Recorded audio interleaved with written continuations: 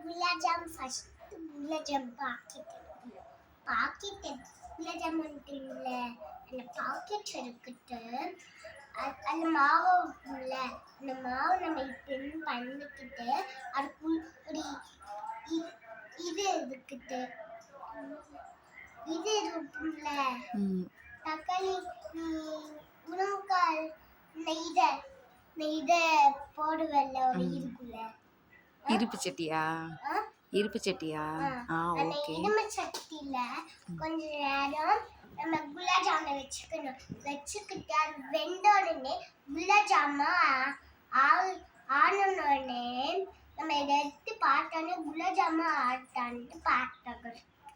அதை எடுத்து நம்மளோட ஒரு பவுல் எடுத்துக்கணும், கண்ணாடி பவுல். சரியா?